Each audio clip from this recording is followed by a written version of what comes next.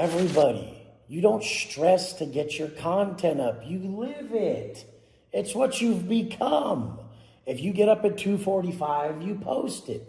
If you get up at 5, you post it. Drinking and being a dipshit is part of your life, you post it. If you fucking literally used to be the worst person, you went to prison, you made mistakes, you post it.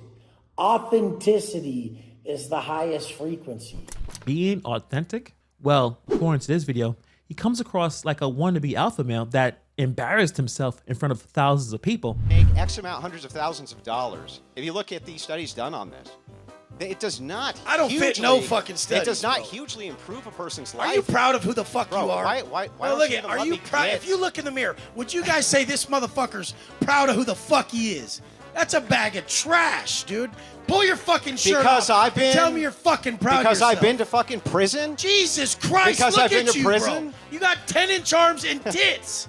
Men don't have tits. No, they go to prison where they get fucking. Fuck yeah, they get up the ass. You've never been to prison. Look, that's you're what talking about happens. shit you don't know. They go to prison where they get. Now you get your ass beat in front of everybody. You think that's better? You think that that's better? And he seems to be a total clout demon, sharing an IG story, hanging out with the creepiest predator out on the streets right now. Get up by my pad, run into the man right here. Yeah, I love this drink. Where you put my bag I like at? when you like this, Daddy. Yeah, where you put my bag Daddy, at? I like when you it's right scrambling here, and scraping for shit. No, I like that. Wes Watson became famous by claiming he was a former inmate who turned his life around to become a motivational speaker and life coach. His story of success after spending almost 10 years in prison grabbed people's attention from all over the world. At what age did you actually go to prison? Because I'm interested in your whole life. Went to prison at before. 25. So 25, okay. I mean, I never had a job one day in my life. Because you were the weed man even in high school, right? Yeah, everyone did some civilian. I didn't. Really? Like at 11, I just started hustling. By the time I was 18, by the time I was 16, I went and bought a truck at like a lifted Z71 cash, like 50 grand. I had hundreds of thousands of dollars at 15, 16. And then like 18, I already have my own spot, like fast pad in Encinitas, a condo downtown San Diego. And then, you know, I'm pushing weight heavy. You know, I got a Range Rover. Watson's passionate personality and his personal experiences, as he describes them, struck a chord with many people, leading to a successful career as an author, consultant, and online entrepreneurial figure, making him a very rich ex-convict. But the problem is, a lot of it is full of crap. The inconsistencies in his stories, the lack of proof, and the accusations of deceit led to his sudden downfall from fame, and now he's hanging out with Fresh and Fit. As they say, what goes up must come down, especially if it's built on lies. Also, he's pretty awful to people who give him money. We'll talk about that a little later. But let's go back to the beginning. Who is Wes Watson? Wes Watson was born in 1983 in Oceanside, California. As a young man, he was an avid skateboarder, surfer, and snowboarder. But he also began bad habits like smoking a lot of weed. He liked it so much that he even started to deal some ganja. Soon, ounces of weed turned into pounds, and pounds turned into violence, if that makes sense. That violence eventually led him to prison. So, is he just another guy who got out of jail and suddenly turned his life around? Well, sort of. According to him, despite his troubles, Wes always had a strong work ethic. He worked hard to maintain his hobbies, even as he was getting into trouble. He realized that a person's quality of life depends on two things: having low expectations and having a strong work ethic. If you have high expectations and no work ethic, your quality of life will suck. Eventually, Wes still got into some trafficking. He was arrested and convicted, spending several years in prison in his 20s, about 10 years, according to him. The experience in prison deeply affected him and inspired him to change his life. Inside the penitentiary, he started to use Instagram to communicate with the outside world. He also began a podcast called GP Penitentiary Life, where he talked about his philosophy and how he had changed. I came across his YouTube channel maybe 2-3 years ago, and he seemed to be extremely intense, looked totally jacked, muscles coming out of his head, yelling, screaming into the camera, talking about how gangster he was and how he was running things in prison, but also he was dropping a lot of life lessons. Fuck, your fat ass would be fatter, bitch. Your tits would be floppier, stupid. Fuck you think this is. Your environment don't change your heart, bitch. You got heart or you don't, you fucking frauds. And being a positive motherfucker who didn't get in his way every day and wake up hungover with the anxiety like a pussy ass bitch, all fucking pissed off at himself because he made that mistake again. Pussy. Look at this pussy. Bitch. But let's pause for a moment. Watson has indeed spoken about his life in prison and what he went through changed everything for him, especially the early years. The first years in prison were very rough for him. After spending most of his youth in the world of drugs, it wasn't easy to shake off those harmful habits behind bars. Although he had always maintained physical discipline through sports, relapses occurred one after another.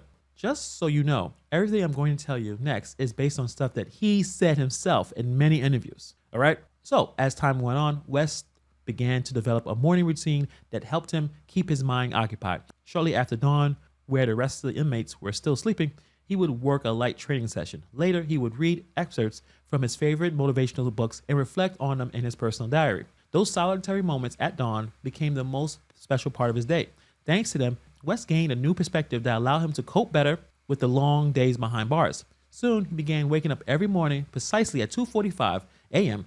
to make the most out of the valuable time alone before the guards arrived. After 5 years in prison, Wes seemed to finally straighten out his path. He had been away from drugs for a long time and had established the foundations of his morning physical and mental discipline. However, no one is immune to falling back into old vices in such an adverse place. And that's exactly what happened to him. One day, after receiving contraband doses of methamphetamine and wine from the prison, Wes had a serious disturbance episode that triggered all of his primal instincts. For 2 weeks, he was frantic and unrecognizable, even engaging in episodes of extreme violence. The point of no return came when he brutally assaulted another inmate in an area of the yard where racial disputes were commonplace. His own companions were forced to subdue him and punish him severely to restore order. Lying on the floor, bloodied, Wes felt humiliation like never before. In that moment, he swore to himself that he would never be weak again.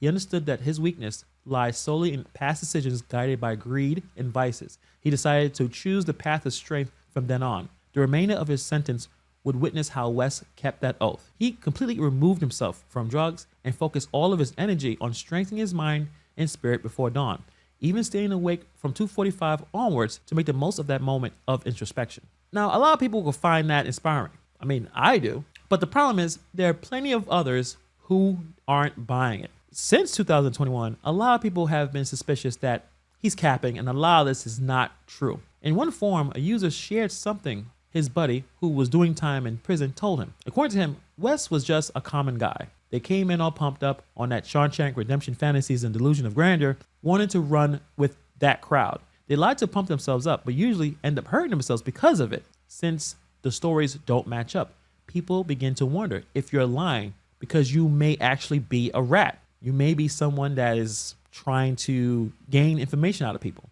The post goes on to explain that in prison, it's risky to brag about serious crimes or lead gangs if you're not actually involved. Other inmates could figure out if you're faking it.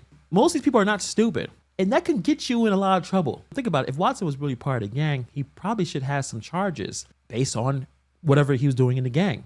But he didn't, which probably means he wasn't part of any gang. He was totally capping. It's also not believable that he openly admit to ordering violent attacks against other inmates for their crimes. That's a serious hate crime with harsher punishments. No one who's actually did it would talk about it so openly. If he did order an attack on someone for the crime like he says, him and this gang could be charged for conspiracy and organized crime. If you think about real gang members don't talk about their crimes openly because they don't want to get caught. Actually, a lot of people who talk the most likely didn't do what they say they did. So the fact that he hasn't been charged with any of these crimes shows that most likely they didn't happen. His prison stories might not be entirely true. Now, of course, he actually did go to prison, but some suggest at the worst, he spent his time doing menial tasks like cleaning toilets. But others go further and expose more of the foundation of these lies, that he never did 10 years in general population. He did 8, which I guess doesn't have the same ring to it.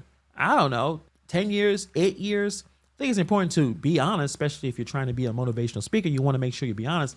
So to say you did 10 years when you did 8, it's kind of weird because I think people who actually do time in prison, I think they tell you exactly how much time they did in prison. And also it just follows a pattern of him not telling the truth. That's why people are doubting some of the details of his story, like his supposed adventures in prison, running things and holding positions of authority. Maybe things were less dramatic and he just served his time without much fuss. While he might have learned some lessons, it's hard to say that all this exciting stuff he talked about is really true. Once he got out, Wes used his Instagram fame to start his own thing as a personal trainer. He set up Watson Fit and began offering online fitness and lifestyle classes. Before long, he had over 1 million followers, becoming a social media star. His success even led him to publish his own book in 2022. Wes aimed to help people improve their minds, bodies, and habits for a healthier, fuller life.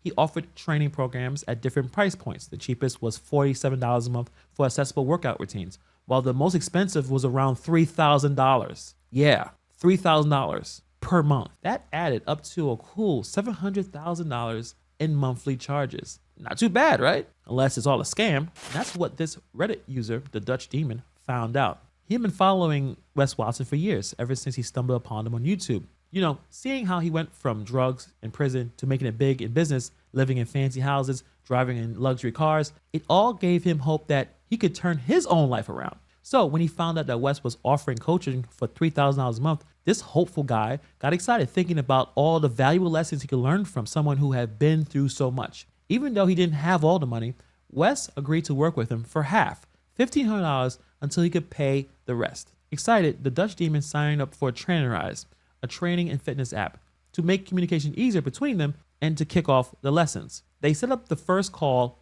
for a week later, but when he actually got the time wrong, the Dutch Demon sent a few messages apologizing. This made Wes really mad and gave him a serious scolding, threatening to charge him the full amount if he still wanted to continue. The Dutch Demon, feeling embarrassed, he apologized.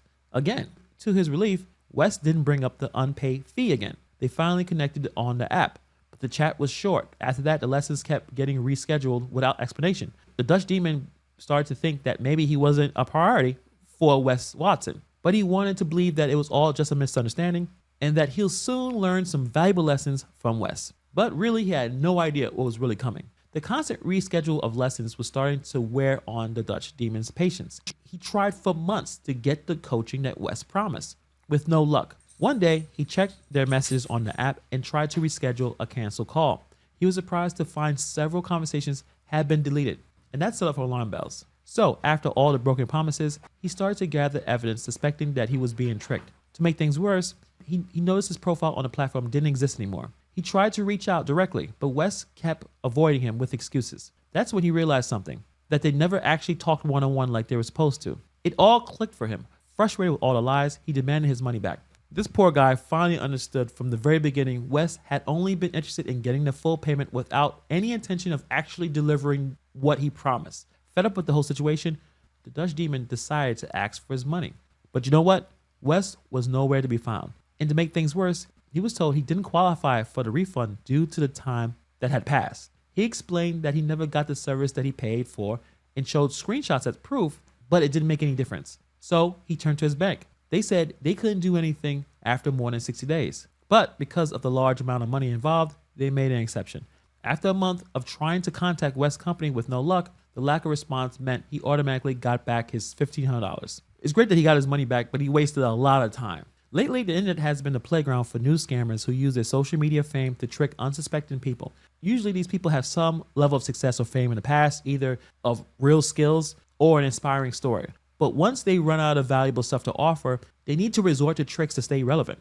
They sell membership services or programs with promises that are too good to be true, charging crazy amounts of money for this stuff, and it's not worth a dime. They fake testimonials and resumes to make themselves more credible and successful, drawing on unsuspected followers. Just like the old-time con artists, they create an image of luxury or success to hide their true goal, taking advantage of other people's trust. They rely on their past stories to gain the trust of potential victims. Then they trick these people with promises of success, wealth, or happiness that is probably impossible to deliver. Once they got their hands on other people's money, they vanish or dodge responsibility, hoping their reputation is still strong enough to scam the next bunch of unsuspecting people. Quote, Wes is certainly one type, basically the type who are hustlers and rip people off by using their claim to fame as a way to trick you into thinking that they can make you the next big thing.